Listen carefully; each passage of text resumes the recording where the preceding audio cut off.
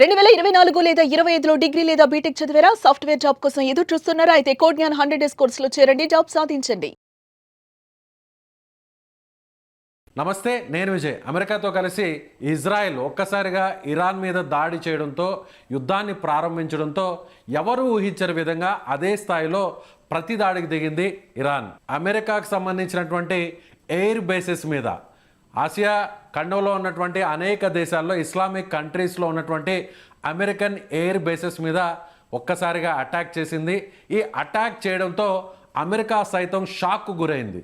So మామూలుగానే America మీద ఏ దాడి జరగకుండానే అమెరికా మీద ఏమాత్రం దుస్సాహసానికి దిగాలనేటువంటి ప్రయత్నం చేసినా కూడా అమెరికా చాలా సీరియస్గా తీసుకుంటుంది. అలాంటిది అమెరికా మిలిటరీ ఫోర్సెస్ మీద, అమెరికా మిలిటరీ ఎయిర్ బేసెస్ మీద ఇరాన్ అటాక్ చేయడంతో రాబోయే రోజుల్లో యుద్ధం ఎలా మారబోతుంది, దీని గురించి డిస్కస్ చేద్దాం. అనలిస్టు గిరిధర్ గారు ఉన్నారు. గిరిధర్ గారు, సో ఇరాన్ చేసినటువంటి అటాక్ని ప్రపంచం ఊహించిందంటారా? అందరికీ తెలిసిన విషయమేనండి. దాడులు జరుగుతాయని చెప్పేసి చాలా కాలంగా చెప్తున్నారు. అన్ని షిప్పులు మోహరించింది అమెరికా అక్కడ. రేపు మాపో నేను కొడతానని చెప్పి బెదిరిస్తున్నాడు. అంతేకాదు ఒక మిడేర్ రీఫ్యూలర్ ట్యాంకర్స్ అంటారు, మనకు ఆకాశంలో ఎగిరేటువంటి ఏరోప్లేన్స్ కి మళ్ళీ అక్కడ ఫ్యూయల్ సప్లై చేసేటువంటి ఎయిర్ క్రాఫ్ట్స్ ఉంటాయి, అవన్నీ కూడా మోహరింపు చేశారు. చాలా స్ట్రాటజిక్ బాంబర్స్ వచ్చినాయి. గల్ఫ్ యుద్ధం తర్వాత అంత పెద్ద మోతాదున అక్కడికి ఇంత సైనిక సిబ్బందిని తీసుకురాలేదు ఎప్పుడు కూడా. కాబట్టి యుద్ధం జరుగుతుందని అందరికీ తెలిసిన విషయమే. దీంట్లో ఏం ఆశ్చర్యం లేదు. డొనాల్డ్ ట్రంప్ పదే పదే చెప్తున్నాడు, వాళ్ళు మేము చెప్పిన షరతులు ఒప్పుకోకపోతే కానీ మేము వాళ్ళ మీద దాడి చేస్తాము, వాళ్ళని కొడతాము అని చెప్పి చాలా కాలంగా చెప్తున్నాడు. కాబట్టి దీంట్లో సర్ప్రైజ్ ఎవరికి లేదు. ఎవరు కూడా నేను ఆశ్చర్యపడిన విషయం అంటే కానీ అమెరికా డిఫెన్స్ చేసుకోలేకపోయిందా? అమెరికా తన ఫోర్సెస్ మీద, తన ఎయిర్ బేసెస్ మీద మిసైల్స్ వస్తుంటే సో యాంటీ మిసైల్స్ సిస్టమ్ అక్కడ పనిచేయలేదంటారా? ఎయిర్ డిఫెన్స్ సిస్టమ్ పనిచేయలేదంటారా? అంటే ఇది చాలా మనం ఎక్స్ట్రీమ్ స్టాండ్స్ ఎప్పుడు తీసుకోకూడదండి. ఏదో ఒక బాంబు పడిపోయింది కాబట్టి వాళ్ళు ఫెయిల్ అయిపోయారు, వాళ్ళు మిసైల్స్ పని చేయలేదు, ఇటువంటివి ఎప్పుడు మనం చేయకూడదు. వాళ్ళ ఐరన్ డోమ్ అన్నది ఇజ్రాయెల్ కావచ్చు, అమెరికన్ యాంటీ మనకు మిసైల్ షీల్డ్ కావచ్చు, చాలా అద్భుతంగా పనిచేసింది. కానీ 100% ఎవరు ఆపలేరు. ఆ విషయం కూడా గుర్తుపెట్టుకోవాలి. వాళ్ళు నంబర్ గేమ్ ఆడుతుంది ఇరాన్. సపోజ్ 300 మిసైల్స్ పుడితే కనుక మీరు ఓసారి 290 ఆపచ్చు, 10 పడవచ్చు. 10 పడినంత మాత్రాన్ని కంప్లీట్ గా ఫెయిల్ అయింది అని చెప్పడం చాలా తప్పది. మనకు కూడా మనం ఆపరేషన్ సింధూర్లో మనం చూసాము, మన స్ట్రాటజిక్ ఇన్స్టాలేషన్స్ లో వాళ్ళు ఏమీ చేయలేకపోయారు. మన ఎయిర్ బేస్లు కానీ, మన క్యాంటన్మెంట్స్ లో కానీ, మన మిసైల్ సైలోస్ కానీ వాళ్ళు టచ్ చేయలేకపోయారు. కానీ వాళ్ళ డ్రోన్స్ కొన్ని వచ్చి మన పట్టణాల్లో పడ్డాయి, జమ్మూ లాంటి ప్రాంతాల్లో పడ్డాయి, కొంత మనకు నష్టం జరిగింది. గురుద్వారాలో పడింది వాళ్ళ షెల్లు, మన ఒక వ్యక్తి చనిపోయారు. కాబట్టి మన డిఫెన్స్ సిస్టమ్ అంతా ఫెయిల్ అయింది అని అనకూడదు. అది అసలు అటువంటి. కానీ బెహరాన్లోనే అమెరికాకు కీలకంగా ఉన్నటువంటి నావల్ బేస్ మీదే స్ట్రైక్ చేయడం జరిగింది. నావల్ బేస్ మీదే సో ఇరాన్ మిసైల్ అటాక్ చేయడం జరిగింది. ఇది పెద్ద దెబ్బే అనుకోవచ్చా? తప్పకుండా పెద్ద దెబ్బ. బెహ్రెయిన్ లో ఉన్నటువంటి వాళ్ళ రెడార్ దెబ్బతిన్నాయి, ఖతార్ లో ఉన్నటువంటి రెడార్ దెబ్బతిన్నాయి, ఖతార్ లో ఉన్నటువంటి బేస్ కూడా తగిలింది.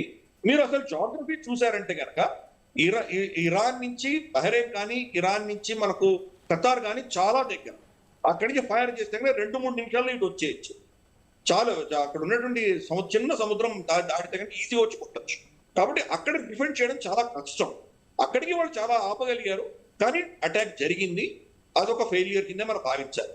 దానిని కంపేర్ చేసి మన ఆపరేషన్ సింధూర్లో మనం అటువంటివి ఒక్క మిసైల్ కూడా మన దేశంలో రాకుండా మనం ఆపగలిగాము. తప్పకుండా మనం మన ప్రోటోకాల్స్ వీటికి కంపేర్ చేసి చూస్తే కనుక మన ఆకాష్ తీర్ అన్నటువంటి మన ఏదైతే టెక్నాలజీ ఉన్నదో, integrated air command control system భారతదేశంలో ఉన్నది, వీటికంటే మెరుగుగా పనిచేసింది అని మనం తప్పకుండా ఇప్పుడు అర్థమవుతాం. కానీ ఎస్, అమెరికా యొక్క వాళ్ళ అంబుల పొదలో ఇటువంటి వీక్నెసెస్ ఉన్నాయి. దాన్ని ఇరాన్ ఎక్స్ప్లాయిట్ చేసుకోగలుగుతోంది. కొంత దెబ్బ తగిలింది, అమెరికాకు తగిలింది, ఇజ్రాయెల్ కూడా తగిలింది. గత సంవత్సరం జూన్ లో జరిగిన యుద్ధంలో కనీసం అంటే ఒక 1000 మంది పైబడి ఈ ఇజ్రాయెల్ చనిపోయి ఉండొచ్చు అని చెప్తున్నారు. ఎందుకంటే ఆ మిజైల్స్ పడ్డాయి వాళ్ళ మీద. కాబట్టి 100% ఆపేటువంటి పరిస్థితి లేదు. కానీ ఇరాన్ ఒక అమెరికన్ స్థావరాల మీద మాత్రమే దాడి చేస్తుంటే కానీ ఎవరు అబ్జెక్ట్ చేసి ఉండేవాళ్ళు. అలా కాకుండా బుర్జల్ ఖలీఫా మీద, మనకు పామ్ జుమేరా మీద, ఇటువంటి సివిలియన్స్ ఉన్నటువంటి ప్రాంతాల్లో వాళ్ళు అటాక్ చేయడం అన్నదే ఈ రోజు అక్కడ ఉన్నటువంటి వెస్ట్ ఏషియా దేశాలన్నీ కూడా జీర్ణించుకోలేకుండా ఉన్నాయి. దానివల్ల గతంలో అమెరికాకు వ్యతిరేకంగా అమెరికా మా స్థావరాలు వాడకూడదు అని చెప్పినటువంటి దేశాలు కూడా ఈ రోజు ఇరాన్ వ్యతిరేకంగా బరిలో సో దిగేటువంటి సో పరిస్థితి. సో గిరిధర్ గారు ఇంకొక ముఖ్యమైన విషయం. సో ఎక్కడా కూడా అటు సౌదీ అరేబియా కానీ, ఖతార్ కానీ, దుబాయ్ కానీ, సో మిగిలినటువంటి అరబ్ కంట్రీస్ అన్నీ కూడా కొన్ని ఇరాన్తో సఖ్యతగా ఉన్నాయి, కొన్ని కాస్తో కోస్తో ఇరాన్కు వ్యతిరేకంగా ఉన్నాయి. ఎక్కడా కూడా బహిరంగంగా వచ్చి ఏ దేశం కూడా ఇరాన్కు వ్యతిరేకంగా ఎక్కడా కూడా వ్యవహరించలేదు. కానీ నేరుగా ఇరాన్ అక్కడ ఉన్నటువంటి సామాన్య సివిలియన్కి సంబంధించినటువంటి బిల్డింగ్స్, హోటల్స్, అలాగే అబుదాబిలో ఉన్నటువంటి పామ్ సంబంధించినటువంటి మెయిన్ హోటల్ మీద, టూరిస్ట్ ప్లేసెస్ మీద, వీటి మీద కూడా అటాక్ చేయడం జరిగింది. సో రాబోయే రోజుల్లో వీళ్ళు ఏమన్నా వ్యతిరేకంగా మారే అవకాశం ఉందంటారు అరబ్ కంట్రీస్ ఇరాన్కి? యుఏఈలో ఉంది, దాని మీద చాలా దాడులు జరిగినాయి. సో మనకు already Saudi Arabia notification issue చేసేసింది వాళ్ళ గవర్నమెంట్. మేము దీన్ని ఖండిస్తున్నాము. ఇరాన్కి వ్యతిరేకంగా, ఈ చర్యలకు వ్యతిరేకంగా ఏ చర్యలు ఎవరు చేసినా కానీ వాళ్ళని సమర్థిస్తాము అని వాళ్ళు ఆల్రెడీ నోటిఫికేషన్ జారీ చేశారు. మిగతా దేశాలందరూ సరే ఒక రోజు అయిపోయింది కదా చూద్దాం రేపు ఏమవుతుందని ఆగారు. బహుశా ఈ రోజు వాళ్ళ దగ్గర నుంచి కూడా స్టేట్మెంట్ వచ్చేటువంటి అవకాశాలు ఉన్నాయి. ఇందాక నేను చెప్పినట్లు ఒక్క అమెరికన్ స్థావరాల మీద మాత్రమే వాళ్ళు దాడులు చేస్తుంటే ఎవరు పట్టించుకునేవాళ్ళు కాదు. వాళ్ళ సివిలియన్, ఇప్పుడు ఫర్ ఇన్స్టెన్స్ పామ్ జుమేరా అన్నది ఒక ప్రెస్టీజియస్ ప్రాజెక్ట్ దుబాయ్కి. అలాగే బుర్జల్ ఖలీఫా ప్రపంచంలోనే అన్నిటికంటే పెద్ద టాలెస్ట్ బిల్డింగ్. దాని కింద ఉన్నటువంటి మాల్లో వీళ్ళు మీరు కొట్టారంటే కనుక వాళ్ళ అహంకారం మీద దెబ్బతీసినట్టు. కాబట్టి ఈ దేశాలన్నీ కూడా రియాక్ట్ అయ్యి తీరుతాయి. వాళ్ళల్లో అమెరికాకు వ్యతిరేకంగా ఉన్నటువంటి పాలసీలని అనవసరంగా కదిలిపినట్టు అవుతోంది. ఇరాన్ దానివల్ల నష్టపోతుంది. అంటే ఇరాన్ లో ఈ నిర్ణయాలు తీసుకునేటువంటి వాళ్ళు ఎవరు అని మనకు పెద్ద ప్రశ్న పుడతారు. అక్కడ చాలా కన్ఫ్యూజన్ ఉన్నది. అందుకనే ఎవరు అటాక్ చేస్తున్నారు, ఎక్కడ అటాక్ చేస్తున్నారు, ఒక కోఆర్డినేషన్ లేకుండా ఉన్నది మనకు స్పష్టంగా కనిపిస్తుంది. అదే కనుక వాళ్ళ కమాండ్ స్ట్రక్చర్ కమెనీ దగ్గర నుంచి కమాండ్ స్ట్రక్చర్ కరెక్ట్ గా ఉంటుంటే కనుక బహుశా సివిలియన్ ప్రాంతాల్లో వాళ్ళు అటాక్ చేసి ఉండకపోయింది. అందుకనే లోకల్ కమాండర్స్ వాళ్ళ దగ్గర ఉన్నటువంటి డ్రోన్స్ ఏదో పంపించారో వాళ్ళు కొడుతున్నారు. కానీ ఈ మొత్తం స్ట్రక్చర్ లో దానివల్ల వచ్చే రిపర్కషన్స్ తెలుసుకుని కరెక్ట్ ఇన్స్ట్రక్షన్స్ ఇచ్చేటువంటి వాళ్ళని చంపేశారు. కాబట్టి బహుశా ఇది ఒక పానిక్ రియాక్షన్ గానీ మనం చూడాలి. ఆ పానిక్ రియాక్షన్ వల్ల మరి ఈ దేశాలన్నీ ఎలా ప్రవర్తిస్తాయో చూడాలి. సౌదీ అరేబియా కూడా మేము యుద్ధంలో దిగుతున్నామని చెప్పలేదు. దీనికి వ్యతిరేకంగా ఎవరు చర్యలు చేస్తే వాళ్ళని సమర్థిస్తామని చెప్పారు వాళ్ళు. రాబోయే రోజుల్లో మరి ఇరాన్ కనుక ఇటువంటివే ఇంకా చర్యలు చేసుకుంటూ వెళ్ళి సివిలియన్స్ మీద ఇంకా ఎక్కువ దాడులు చేస్తే తప్పకుండా వీళ్ళు కూడా ఆ బరిలో దిగి వాళ్ళని ప్రొటెక్ట్ చేసుకునే దిశగా కొన్ని చర్యలు తీసుకోవడం. గిరిధర్ గారు ఫైనల్ గా కంక్లూడ్ చేయండి. ఇరాన్ బలం ఏ స్థాయిలో ఉంది? సో అమెరికా గురించి ఆబ్వియస్లీ ప్రత్యేకంగా చెప్పాల్సిన అవసరం లేదు. వరల్డ్లోనే సూపర్ పవర్ ఉన్నటువంటి, మిలిటరీ పవర్ ఉన్నటువంటి కంట్రీ అమెరికా. అదేవిధంగా టెక్నాలజీ పరంగా చూస్తే ఖచ్చితంగా ఇజ్రాయెల్ కూడా అదే స్థాయిలో ఉందని చెప్పాలి. అయితే ఇప్పుడు ఇరాన్ ఎయిర్ స్ట్రైక్స్ చేయడానికి ఇరాన్ దగ్గర సో పెద్దగా ఆయుధ సంపత్తి లేదు, ఫైటర్ జెట్స్ కూడా పెద్దగా అటు ఇజ్రాయెల్తో కంపేర్ చేస్తే లేదు అనేది కూడా అందరూ కూడా చెప్తున్నటువంటి మాట. కేవలం బాలిస్టిక్ వెపన్స్ మాత్రమే, మిసైల్స్ మాత్రమే ఇరాన్ నమ్ముకోవాలి. అవి కొన్ని వేల పరిధిలో మాత్రమే ఉన్నాయి. అవి అయిపోతే ఇరాన్ పరిస్థితి ఇక పూర్తిగా తలకిందులైపోతుంది అని అంటున్నారు. కరెక్టే అంటారా? అంటే ఇరాన్ కి కొన్ని స్ట్రెంగ్స్ ఉన్నాయి, కొన్ని వీక్నెసెస్ కూడా ఉన్నాయి. మీరు చెప్పినట్టు వాళ్ళకి ఎయిర్ ఫోర్స్ లేదు, వాళ్ళకి ఎయిర్ డిఫెన్స్ సిస్టమ్ అనేది చాలా వీక్ గా ఉంది.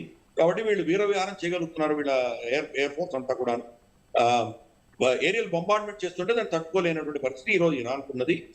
వాళ్ళ స్ట్రెంగ్స్ ఆఫ్ కోర్స్ మిసైల్స్ వాళ్ళ దగ్గర ఉన్నాయి, వేల సంఖ్యలో ఉన్నాయి, ఇంకా ప్రొడ్యూస్ అవుతున్నాయి. చాలా తక్కువతో ఖర్చుతో కూడినటువంటి మిసైల్స్ వాళ్ళు తయారు చేయగలిగిన కెపాసిటీ ఉంది. అందుకనే మనం చూసాం హమాస్ కానీ, హౌతీలు కానీ, హిజ్బుల్లా కానీ ఆ మిసైల్స్ ఇజ్రాయెల్ మీద వాళ్ళు వేసేటువంటి మిసైల్స్ అన్ని కూడాను చాలా తక్కువ ధరతో చేసినటువంటి మిసైల్స్. అవన్నీ ఆ టెక్నాలజీ అంతా కూడా ఇరాన్ ఇచ్చింది. కాబట్టి వాళ్ళ దగ్గర కొన్ని వేల సంఖ్యలో ఉన్నాయి, ఇంకా అటాక్ చేయగలరు. కానీ ఇరాన్ కున్న మేజర్ స్ట్రెంగ్త్ ఏంటంటే డ్రోన్ టెక్నాలజీ వాళ్ళ దగ్గర.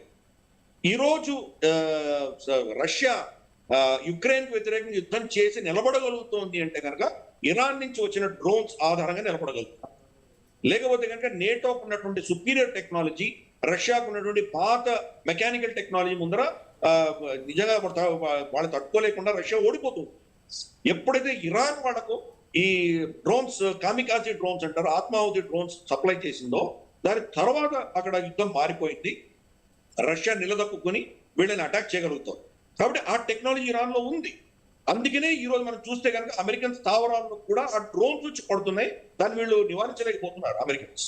కాబట్టి వాళ్ళది ఉన్నటువంటి స్ట్రెంగ్స్, మిజైల్స్, డ్రోన్స్. కాబట్టి డ్రోన్స్ ను వాడతారు, డ్రోన్స్ ఆధారంగా అటాక్ జరుగుతాయి. ఆల్రెడీ మనకు హిజ్బుల్లా యొక్క టనల్స్ సొరంగం లెబనాన్ లో మనం చాలా చూసాం. ఇటువంటి డ్రోన్స్ చాలా పెట్టుకొని రెడీగా ఉన్నారు.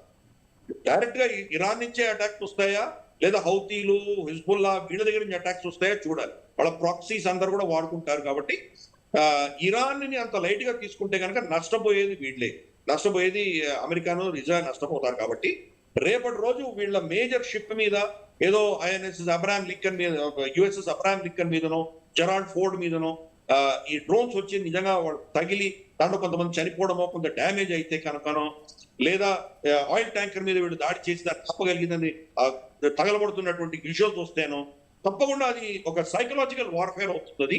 అప్పుడు అమెరికాను, ఇజ్రాయెల్ ఇద్దరు కూడా వెళ్ళిపోతారు. కాబట్టి ఇరాన్ అంత లైట్ గా తీసుకోవడం చాలా తప్పు.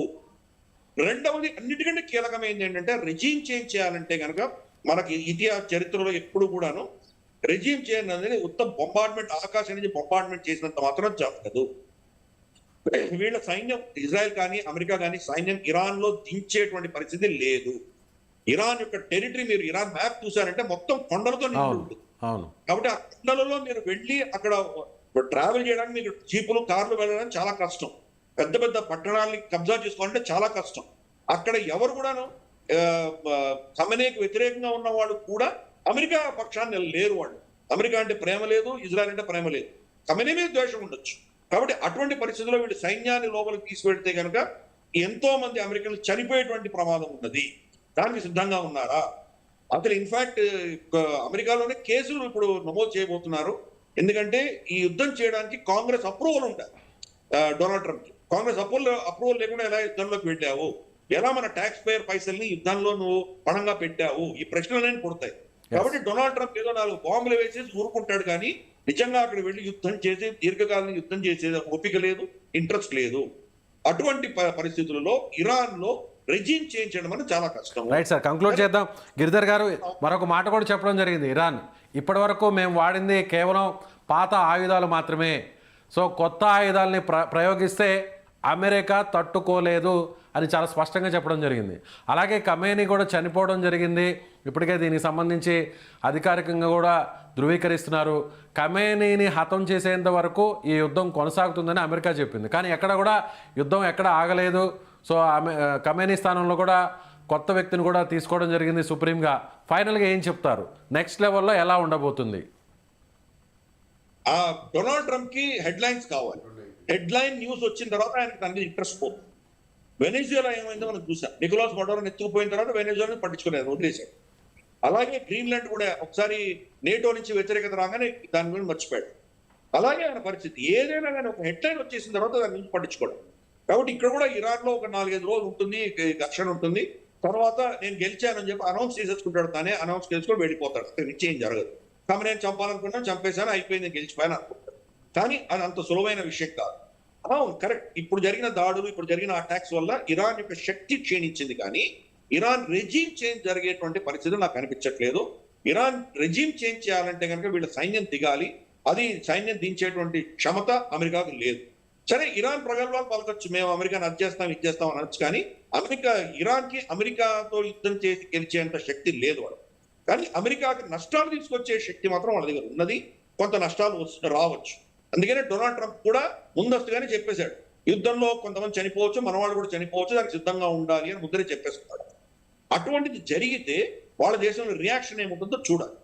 ప్రస్తుతానికి ఓన్లీ బెదిరింపులు, ఒక విధమైనటువంటి అస్థిర వాతావరణం క్రియేట్ చేసి అక్కడ ట్రాఫిక్ అంతా హార్మోన్స్ మూయడానికి కోసం చేసినటువంటి దాడులే, కానీ రేపు నిజంగా అమెరికన్ షిప్పుల మీదనో, అమెరికన్ పర్సోనల్ మీదనో, లేదా ఆయిల్ ట్యాంకర్స్ మీదనో అటాక్లు అన్నట్టు మొదలయ్యాయంటే అప్పుడు పరిస్థితి వేరేగా వెళుతున్నది. ప్రపంచం అంతా కూడా అమెరికాని, ఇజ్రాయెల్ ని వారించే దిశగా అందరూ ఒత్తిడి తీసుకొస్తారు. ఎందుకంటే ప్రపంచ ఎకానమీ అంతా కూడా దెబ్బతింటుంది. కాబట్టి మీ యుద్ధాలు ఆపండి, ఇంకా చాలు, ఖమేనీ చనిపోయాడు, మీరు ఆపేయండి అని చెప్పి వాళ్ళ మీద ఒత్తిడి తీసుకొచ్చే ప్రయత్నాలు జరుగుతాయి. కాబట్టి చూద్దాం ఇది ఏ దిశగా వెళ్తుందో. ముఖ్యంగా ప్రవర్తిస్తాడో లేదా కొంత విఘ్నతతోటి ఇక్కడ ఆపేసి తర్వాత చర్చల ద్వారా సమస్యకు పరిష్కారం తీసుకొస్తాడో వేచి చూడాలి. Right sir, thank you so much sir. So ఇది అనలిస్ట్ గిరిధర్ గారు చెప్తున్నట్టుగా ఖచ్చితంగా రాబోయే రోజుల్లో పరిస్థితులు ఏ విధంగా ఉంటాయో చూడాల్సినటువంటి అవసరం ఉంది. ముఖ్యంగా అమెరికా తీసుకునేటువంటి చర్యల మీదే ప్రపంచ ఆర్థిక వ్యవస్థ కూడా ఆధారపడి ఉంటుంది. ముఖ్యంగా ఖమేనీ హతం తర్వాత ఇప్పుడు ఇరాన్ చేసేటువంటి చర్యలు బట్టి సో ఆర్థిక వ్యవస్థలన్నీ కూడా ఆధారపడి ఉంటాయి. ముఖ్యంగా ఇరాన్ చేసేటువంటి ప్రతి దాడులు రాబోయే రోజులు ఎలా ఉంటుందో కూడా వేచి చూడాల్సినటువంటి పరిస్థితి ఉంది. సో మీరేమనుకుంటారు? ఖచ్చితంగా ఇరాన్, అమెరికాను, ఇజ్రాయెల్కు ధీటుగా జవాబు ఇచ్చేటువంటి పరిస్థితులు రాబోయే రోజులు ఉండబోతున్నాయా? ఎస్, మీ అభిప్రాయాన్ని కామెంట్ చేయండి. Thank you so much.